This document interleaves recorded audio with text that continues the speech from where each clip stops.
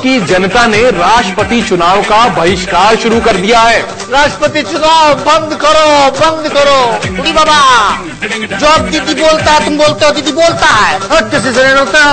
अरे हमको तो पहले नाम दीजिए उनका, जो कैमरामैन रहा, जो रिपोर्टर थे, हम उनको नाम दीजिए उनको पहले। कब से बीमार है?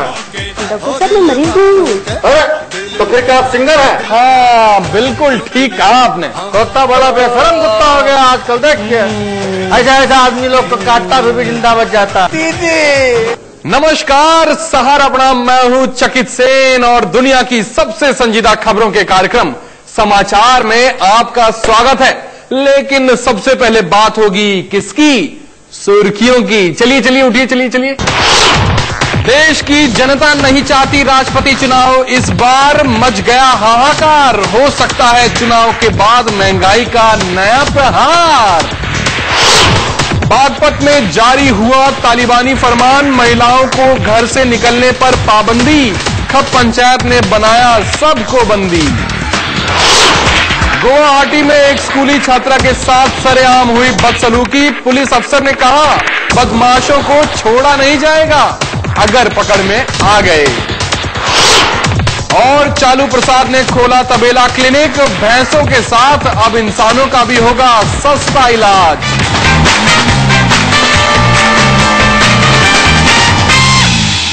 और अब संजीदा खबरें विस्तार से। अचानक देश की जनता ने राष्ट्रपति चुनाव का बहिष्कार शुरू कर दिया है और इस बात से प्रणब दा और सरकार दोनों ही काफी परेशान हो चुके हैं।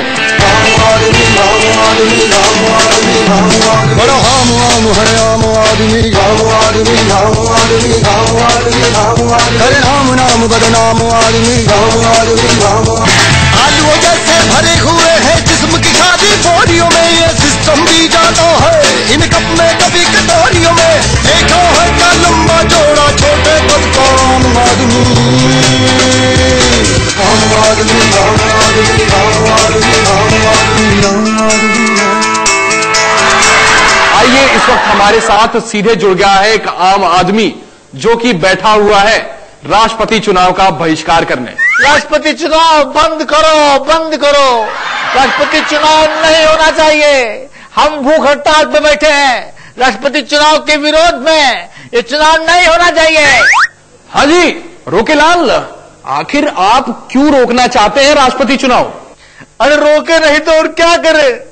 इस चुनाव के बाद तो आम आदमी पर परमाणु बम से भी खतरनाक हमला होने वाला है। क्या बात कर रहे हो? हाँ। वैसे ये हमला कौन करेगा? सरकार। और कौन करेगा? कैसे? कैसे पत्रकार हो तुम? इतना नहीं मालूम? अरे सुना है राष्ट्रपति चुनाव के बाद डीजल महंगा हो जाएगा।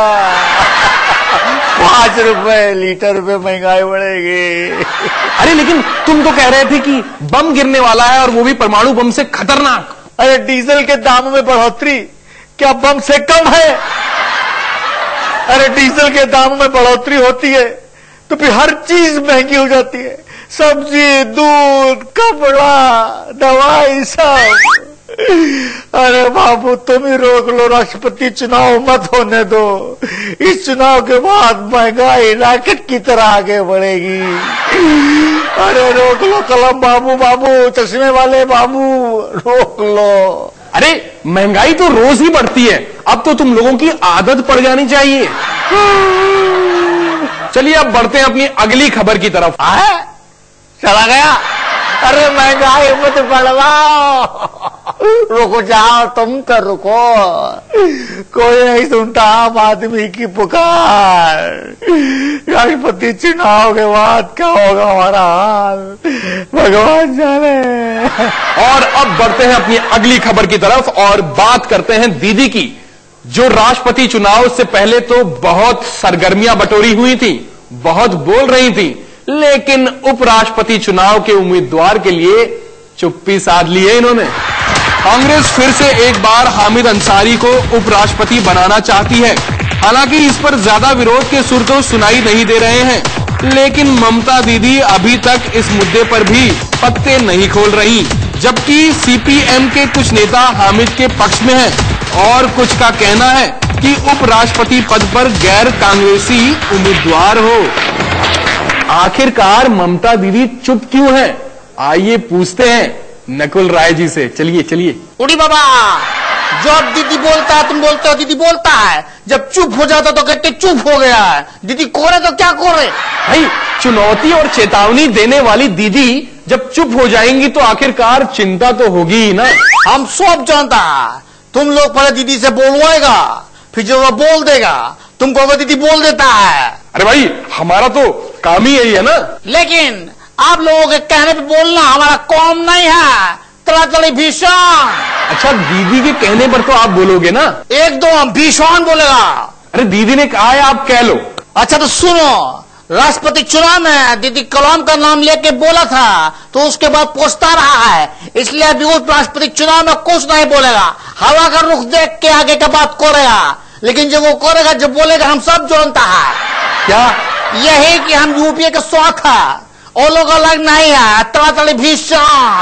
अरे आपने पूछा नहीं कि किस दीदी ने आपको बोलने को कहा है? अरे और कौन दीदी बोलेगा? हमारा दीदी बोला होगा। तड़ातड़ी भीषण। नहीं नहीं नहीं, ये मेरी दीदी ने बोला था जो बनारस में रहती हैं। उड़ी बाबा, तुम ये क्या करता है? हमको कंफ्यूज कर दिया। हम तुमको देख लूंगा। तड़ातड़ी भीषण। लेकिन अब तो दीदी तुम्हें नहीं छोड़ेगा। दीदी हमें भागना। दीदी चलो, ये तो दीदी के गुस्से की भेंट अपने आप खुद ही चढ़ जाएंगे। हम बढ़ते हैं अपनी अगली खबर की तरफ और देखते हैं कि खप पंचायत के हत्थे कौन चढ़ा है। बागपत की खप पंचायत ने अपने समाज की सभी महिलाओं को सिर ढककर रखने का फरमान जारी कर दिया है। इसके अलावा 40 साल की उम्र तक औरतों को बाजार में जाने से भी रोक दिया है। खप पंचायत के इस तालिबानी फरमान के खिलाफ किसी को भी बोलने की इजाजत नहीं है।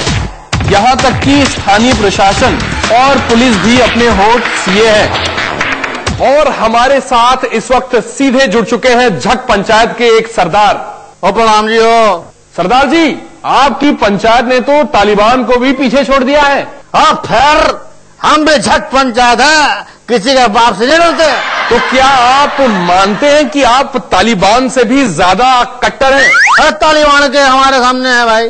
अरे हम कानून की ना सुनते, हम पुलिस की ना सुनते, हम समाज की ना सुनते, और फिर हम किसकी चिंता करेंगे? हाँ, ये भी देख, तालिबान तो छुपा छुपा घूमे, हम कहीं छिपे हैं।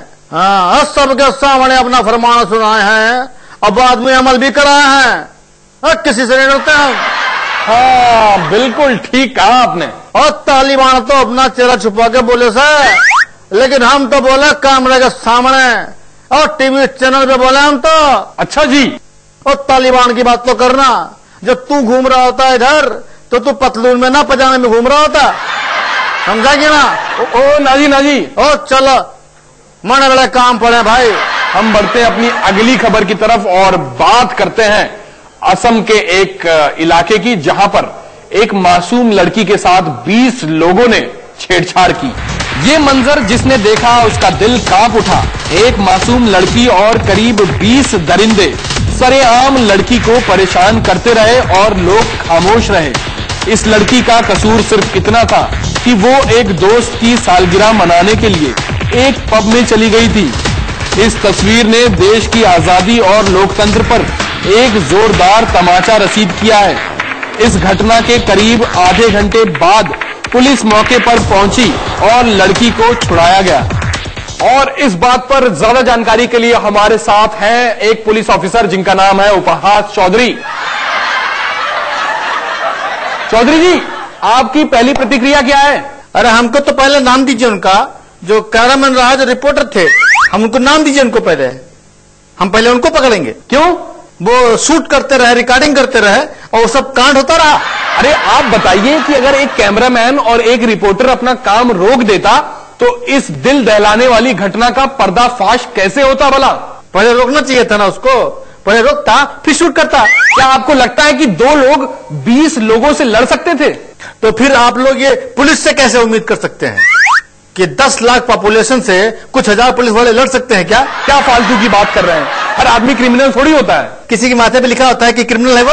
आधे घंटे तक एक बेबस लड़की 20 गुंडों की हैवानियत का शिकार होती रही और आपकी पुलिस इतनी देर में क्यों पहुंची? पुलिस को हर वक्त ड्यूटी करनी पड़ती है। जिस टाइम फोन आया होगा उस वक्त हमारा आदमी लोग खाना खा रहा होगा, ऐसा हो सकता है? बताइए, कोई खाना छोड़ के जाता है क्या? तुम जाते हो खाना छोड़ के? हाँ, हम करते। कितनी बार? पुलिस के साथ तो ये रोज होता है। आपका काम जनता को सुरक्षा देना है। हाँ तो दिया, बाद में उसको सुरक्षित घर छोड़ा। अच्छा, आप ये बताइए कि आप कब तक आरोपी को पकड़ लेंगे? पहले तो हम उस लड़की के माँ बाप को पकड़ेंगे कि कैसे अपनी लड़की को अकेले पब में छोड़ दिया पुलिस के भरोसे। क्या बात कर रहे हैं? क्या 9 बजे रात में एक लड़की अपने घर नहीं जा सकती? माफ कीजिएगा, एक एक आदमी को देने के लिए हमारे पास पुलिस नहीं है। सुना है कि काफी आरोपी राज्य से बाहर चले गए हैं, कैसे ढूंढेंगे आप उन्हें? देखिए, वो लंबी प्रक्रिया है। सबसे पहले तो हमको यह पता लगाना पड़ेगा कि जो आरोपी हैं वो किस प्रांत के हैं। फिर हमको यह पता करना पड़ेगा कि उस प्रांत के हमारे दफ्तर में अफसर कितने हैं। फिर हमको यह करना पड़ेगा कि किन किन अफसर को छुट्टी चाहिए। फिर उन अफसर को छुट्टी देने के लिए फिर हमको आरोपी और अफसर की छुट्टी का मैच करना पड़ेगा, मतलब मैचिंग करनी पड़ेगी। उसके बाद फिर जो जो अफसर तय होंगे वो जाएंगे सरकारी खर्चे पर, घूम के आएंगे, घर जाएंगे, अपने मोहल्ले में जाएंगे, आरोपी को भी तलाश करेंगे। अच्छा, ये बताइए कि पुलिस का नारा क्या है? हमारा एक ही नारा है कि अपनी सुरक्षा खुद करो, हमारे भरोसे मत रहो। वाह वाह वाह, क्या बात है! ये तो हमारे देश की विडंबना है। चलिए हम लेते हैं एक छोटा सा ब्रेक और ब्रेक के बाद जब हम लौटेंगे तो बात होगी चालू यादव की जबरदस्त क्लिनिक की, जहां तबेले में होता है सबका इलाज। कब से बीमार है? डॉक्टर साहब मैं मरीज नहीं हूँ।